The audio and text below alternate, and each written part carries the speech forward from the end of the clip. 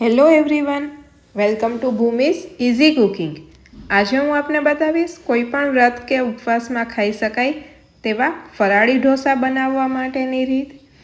જો તમે આ ચેનલ પર નવા હોય તો ચેનલને સબસ્ક્રાઈબ કરવાનું ભૂલશો નહીં। સબસ્ક્રાઈબ કરવું એકદમ ફ્રી છે। ફરાળી ઢોસા બનાવવા માટે મેં અહીં સાબુદાણા તથા સાંબાનો ઉપયોગ કરેલો છે। સાબુદાણાને મિક્સર બોલની અંદર આ રીતે ક્રશ કરી દીધેલા છે તથા સાંબો લઈ તેને પણ મિક્સર બોલની અંદર આ રીતે ક્રશ કરી દીધેલા છે।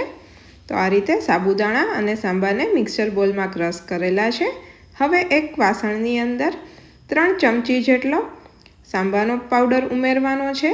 તેને દળીને જે તૈયાર કરેલું છે તે અને 1 ચમચી જેટલો સાબુદાણાનો પાવડર ઉમેરવાનો છે। આ બધું મિક્સ કરી લો। તમારે જેટલા ઢોસા બનાવવાના હોય તેનું મિશ્રણ આ માપથી તૈયાર કરી દો। હવે તેમાં સ્વાદ પ્રમાણે મીઠું તથા મરચાંના ટુકડા ઉમેરી દો।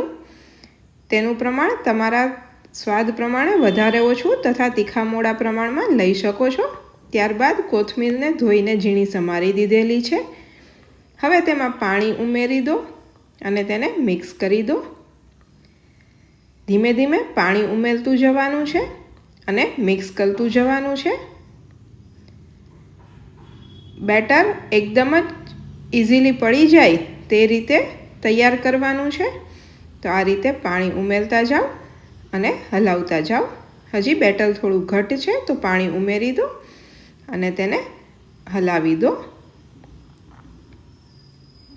તમે જોઈ શકો છો કે બેટર એકદમ સારી રીતે તૈયાર થઈ ગયું છે। આ રીતે ધીમે ધીમે પાણી ઉમેરતું જવાનું છે અને મિક્સ કરતું જવાનું છે।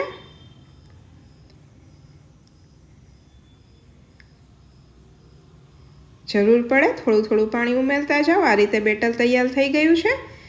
તો હવે ઢોસો બનાવવા માટે એક નોનસ્ટિક પેન લઈ લો। તે થોડી ગરમ થાય એટલે તેમાં આ રીતે પાણી છાંટી તેને કોરા કપડાથી લૂછી લો। ત્યારબાદ તેમાં અડધી ટેબલ સ્પૂન જેટલું તેલ લગાવી દો। હવે તેમાં ચપટી જેટલો મરી પાવડર ઉમેરો, જે બિલકુલ ઓપ્શનલ છે। હવે તૈયાર થયેલા બેટરને નોનસ્ટિક પેનની અંદર રેડી દો।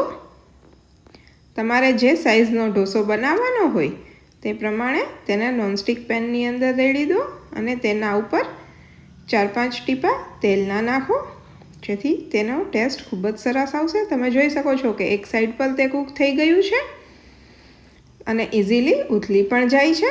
તો તેને જરૂર પડે તો બીજી સાઈડ પર થોડું કૂક કરી દો।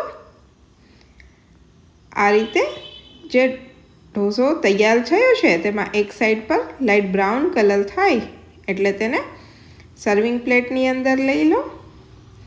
આ રીતે તમારે જેટલા પણ ઢોસા તૈયાર કરવા હોય તેને તૈયાર કરી લો। બેટર જેમ પાતળું હશે તેમ એક જ સાઈડ પરથી તે ઇઝીલી કૂક થઈ જશે અને ઉથલી પણ એકદમ સરળતાથી જશે। તો તમે જોઈ શકો છો કે ઢોસો તૈયાર છે। તો આ રીતે જેટલા પણ ઢોસા તમારે તૈયાર કરવા હોય તે બધા તૈયાર કરી લો। તો તૈયાર છે એકદમ ટેસ્ટી એવા આ ફરાળી ઢોસા। તો ખૂબ જ ઝડપથી બની જાય તથા કોઈ પણ વ્રત કે ઉપવાસમાં ખાઈ શકાય તેવા આ ફરાળી ઢોસા તૈયાર છે। તમે પણ એક વખત આ રીતે બનાવજો। તેનો ટેસ્ટ તમને કેવો લાગે છે તે મને કમેન્ટ બોક્સમાં અચૂકથી જણાવજો। વિડીયોને લાઈક કરજો, તમારા ફ્રેન્ડ્સ અને ફેમિલી મેમ્બર્સ સાથે શેર કરજો। Thank you.